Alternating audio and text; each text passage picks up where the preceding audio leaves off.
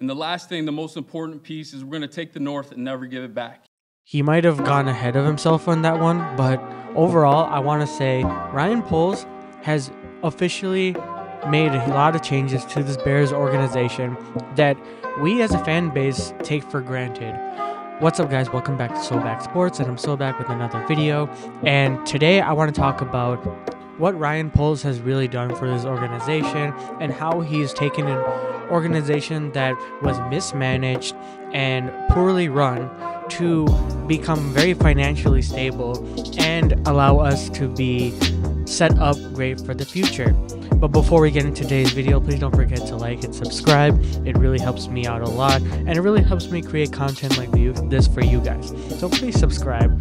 And before we get into, what Ryan Poles has currently done as his tenure as a GM, let's talk about what Ryan Pace, his predecessor, has done and what kind of organization was handed over to Ryan Poles beforehand.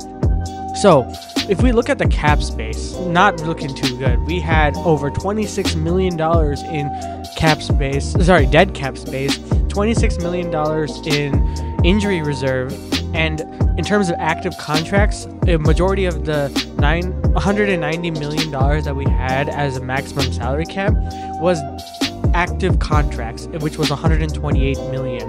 And the overall estimated cap space was $1,383,000. And looking at the contracts that we took, the highest contract at the time was Allen Robinson, Akeem Hicks, Robert Quinn. Contracts like Nick Foles was on the team, Cody Whitehair, etc., etc.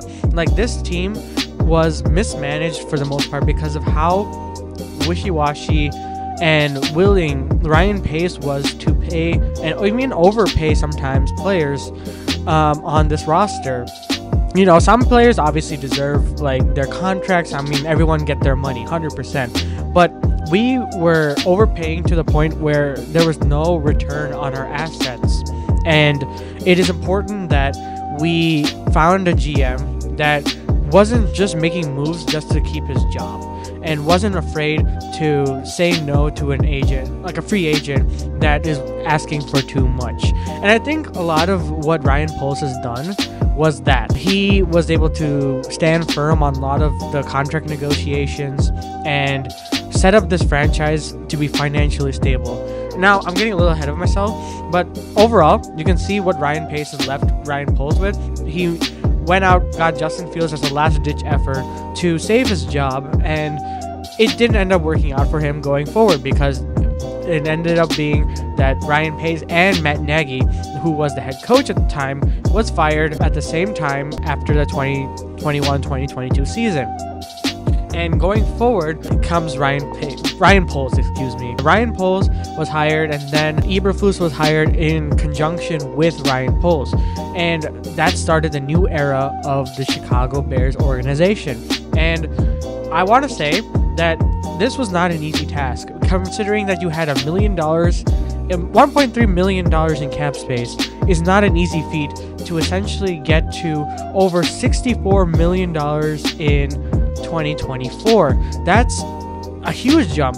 And even a year before that, when we had the offseason of a lifetime in the DJ Moore sweepstakes for the #1 overall pick, because we were tanking that season, he was okay with that completely.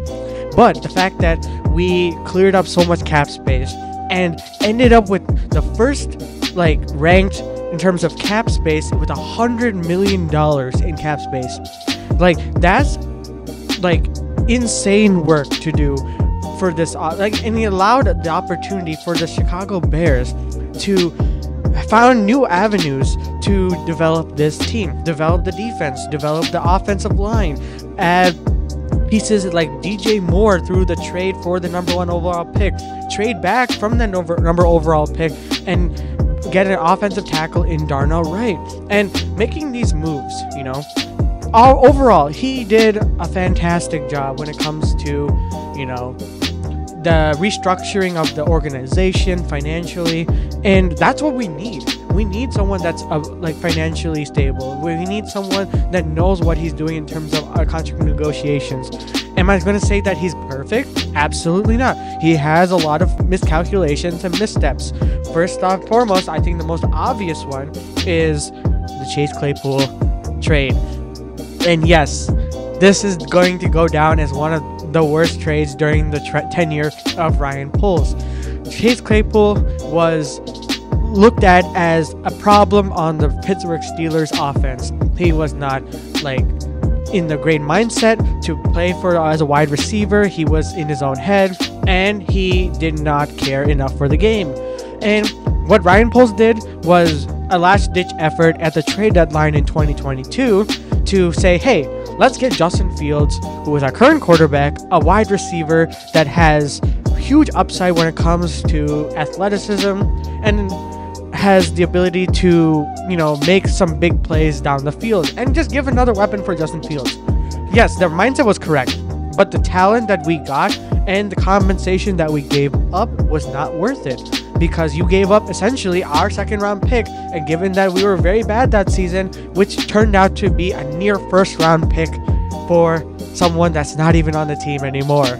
And yes, that was a huge blunder, and will go down as one of the worst trades that we have done. And Pittsburgh Steelers have been thanking us ever since. But that besides the point, you have the Roquan Smith deal.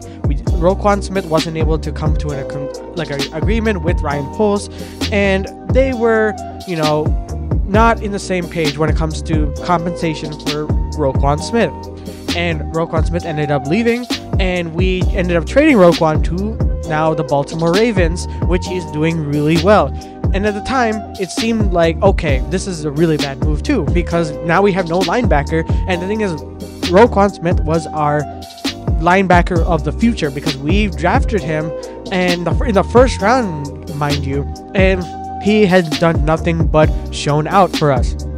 But in terms of overpaying for a linebacker, which, could be very, 50-50, we never know what could happen down the line.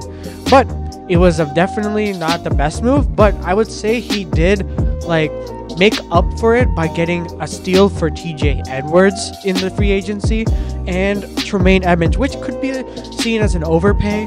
But I seen a lot of flashes near the end of the season where he really balled out, caught an interception, got a pick six, did the whole 9 yards.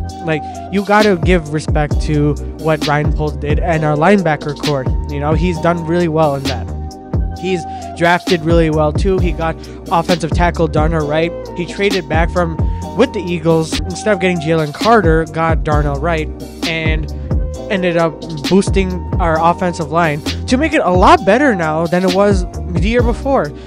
Darnell Wright has shown out to be one of the best rookie prospects after this past season, and as an offensive tackle, he's done a lot of good things.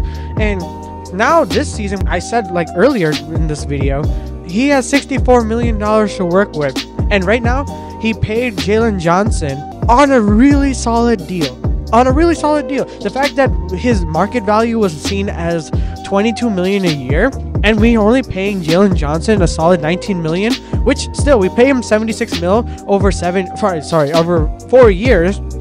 Still amazing. What a deal that is. That saves us a lot of money, and it's front loading the money. We're going to probably pay him $28 million the next season, and it's going to not only help us get more talent to bolster up that defense next year, but also save us opportunities to get players in free agency, make that offensive line good, make that D line great.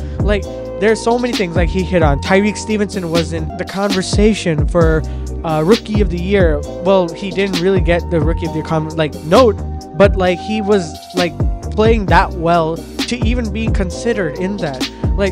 There's so many moves that I'd say that Ryan Poles has done that you can't really say that he's a bad GM whatsoever, because he has done nothing but make this team better, while the output isn't there yet, because there's a lot of other factors like coaching, there's a lot of other factors like offensive coordinator play, quarterback play, the overall team chemistry starting to build in from the beginning of the progressing season. There's so many factors you got to consider, and he really navigated that really well, because the beginning of the 2023 season was in turmoil. It was not the best situation whatsoever, and Now we're looking at 2024. It's like, okay, we're going to probably potentially get Caleb Williams. We're going to probably get a wide receiver or offensive tackle and build through the draft that we have. And maybe even like in the later on picks, trade back and get more assets too. So it doesn't end here. He's going to continue to build this team. And like he said, we want to take the North and never give it back.